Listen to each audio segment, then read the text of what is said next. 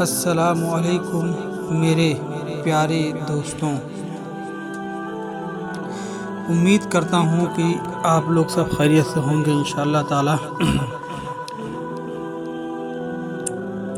اسی دوران بنو مخزوم کے لوگ آ گئے۔ انہوں نے کہا، آپ اس طرح بیٹے کو ذبح نہ کریں، اس کی ماں کی زندگی خراب ہو جائے گی۔ اپنے رب کو راضی کرنے کے لیے بیٹے کا فدیہ دے دیں۔ اب سوال یہ تھا کہ فدیہ کیا دیا جائے۔ اس کی ترکیب یہ بتائی گئی کہ کاغذ کے ایک کاغذ پر 10 اونٹ لکھے جائیں، دوسرے پر عبداللہ کا نام لکھا جائے۔ اگر 10 اونٹ والی پرچی نکلے تو 10 اونٹ قربانی کر دی جائیں، اگر عبداللہ والی پرچی نکلے تو 10 اونٹ کا اضافہ کر دیا جائے، پھر 20 اونٹ والی پرچی اور عبداللہ والی پرچی ڈالی جائے۔ اب اگر 20 اونٹ والی پرچی نکلے تو 20 اونٹ قربان کر دیے جائیں، ورنہ 10 اونٹ اور بڑھا دیے جائیں۔ اس طرح 10 کر کے اونٹ بڑھاتے جائیں۔ عبد المطلب نے ایسا ہی کیا، 10 اونٹ بڑھاتے چلے گئے۔ ہر بار عبداللہ کا نام نکلتا چلا گیا، یہاں تک کہ اونٹوں کی تعداد 100 تک پہنچ گئی۔ تب کہیں جا کر اونٹوں والی پرچی نکلی۔ اس طرح ان کی جان کے بدلے 100 اونٹ قربان کیے گئے۔ عبد المطلب کو اب پورا اطمینان ہو گیا کہ اللہ تعالیٰ نے عبداللہ کے بدلے 100 اونٹوں کی قربانی منظور کر لی ہے۔ انہوں نے کعبے کے پاس 100 اونٹ قربان کیے اور کسی کو کھانے سے نہ روکا۔ سب انسانوں، جانوروں اور پرندوں نے ان کو کھایا۔ امام زہری کہتے ہیں کہ عبد المطلب پہلے آدمی ہیں جنہوں نے آدمی کی جان کی قیمت 100 اونٹ دینے کا طریقہ شروع کیا۔ اس سے پہلے 10 اونٹ دیے جاتے تھے۔ اس کے بعد یہ طریقہ سارے عرب میں جاری ہو گیا، گویا قانون بن گیا کہ آدمی کا فدیہ 100 اونٹ ہے۔ نبی کریم صلی اللہ علیہ وسلم کے سامنے جب یہ ذکر آیا تو آپ نے اس فدیہ کی تصدیق فرمائی، یعنی فرمایا کہ یہ درست ہے، اور اسی بنیاد پر نبی کریم صلی اللہ علیہ وسلم فرماتے ہیں، میں 2 ذبیحوں یعنی حضرت اسماعیل علیہ السلام اور حضرت عبداللہ کی اولاد ہوں۔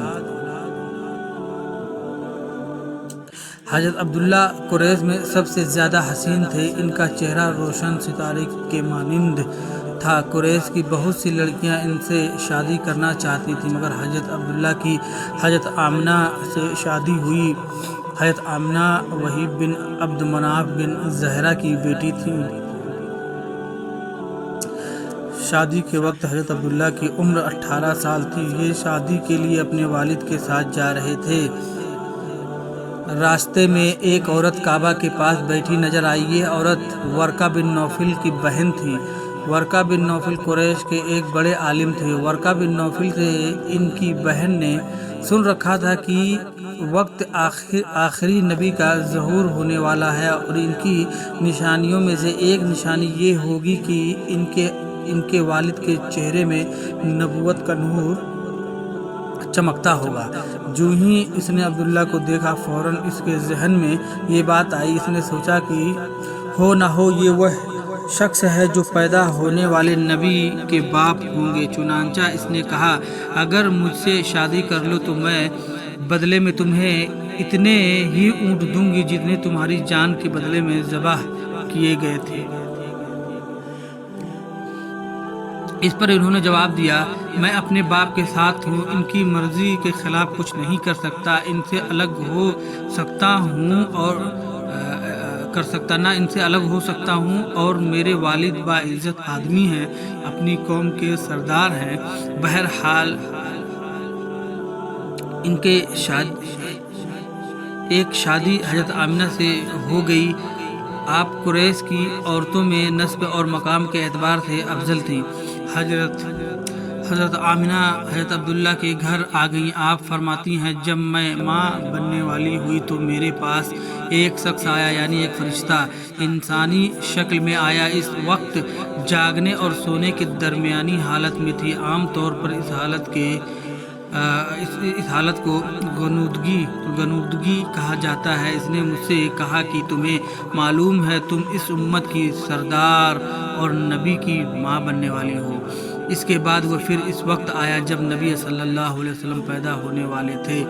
اس مرتبہ اس نے کہا جب تمہارے ہاں پیدائش ہو تو کہنا میں اس بچے کے لیے اللہ کی پناہ چاہتی ہوں ہر حسد کرنے والے کے شر اور برائی سے۔ پھر تم اس بچے کا نام محمد رکھنا، کیونکہ ان کا نام تورات میں احمد ہے اور زمین اور آسمان والے ان کی تعریف کرتے ہیں، جبکہ قرآن میں ان کا نام محمد ہے اور قرآن ان کی کتاب ہے۔ البدایہ والنہایہ ایک روایت کے مطابق فرشتے نے ان سے یہ کہا کہ تم وقت کے سردار کی ماں بننے والی ہو۔ اس بچے کی نشانی یہ ہوگی کہ اس کے ساتھ ایک نور ظاہر ہوگا جس سے ملک شام اور بصرہ کے محلات بھر جائیں گے۔ جب وہ بچہ پیدا ہوگا تو اس کا نام محمد رکھنا، کیونکہ تورات میں ان کا نام احمد ہے کہ آسمان اور زمین والے ان کی تعریف کرتے ہیں، اور انجیل میں ان کا نام احمد ہے کہ آسمان اور زمین والے ان کی تعریف کرتے ہیں، اور قرآن میں ان کا نام محمد ہے۔ البدایہ والنہایہ حضرت عبداللہ کے چہرے میں جو نور چمکتا تھا، شادی کے بعد وہ حضرت آمنہ کے چہرے میں آ گیا تھا۔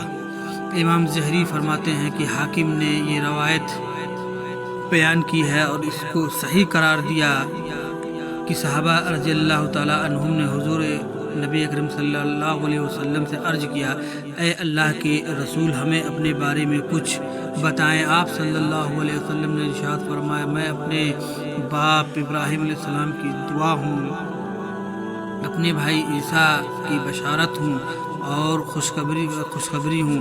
جب میں اپنی والدہ کے شکم میں آیا تو انہوں نے دیکھا گویا ان سے ایک نور ظاہر ہوا ہے جس سے ملک شام میں بصرہ کے محلات روشن ہو گئے ہیں۔ آمنہ نے حضرت حلیمہ سعدیہ سے فرمایا تھا میرے اس بچے کی شان نرالی ہے، یہ میرے پیٹ میں تھے جو مجھے کوئی بوجھ اور تھکن محسوس نہیں ہوئی۔ حضرت عیسیٰ وہ آخری پیغمبر ہیں جنہوں نے آپ صلی اللہ علیہ وسلم کی آمد کی خوشخبری سنائی۔ اس بشارت کا ذکر قرآن میں بھی ہے۔ سورہ صف میں اللہ تعالیٰ فرماتے ہیں اور اسی طرح وہ وقت بھی قابل ذکر ہے جب عیسیٰ ابن مریم علیہ السلام نے فرمایا کہ اے بنی اسرائیل میں تمہارے پاس اللہ کا بھیجا ہوا آیا ہوں کہ مجھ سے پہلے جو تورات آ چکی ہے میں اس کی تصدیق کرنے والا ہوں، اور میرے بعد جو ایک رسول آنے والا ہیں ان کا نام مبارک احمد ہوگا، میں ان کی بشارت دینے والا ہوں۔ اب چونکہ حضرت عیسیٰ یہ بشارت سنا چکے تھے اس لیے ہر دور کے لوگ آپ صلی اللہ علیہ وسلم کی آمد کا بے چینی سے انتظار کر رہے تھے۔ ادھر آپ کی پیدائش سے پہلے ہی حضرت عبداللہ انتقال کر گئے۔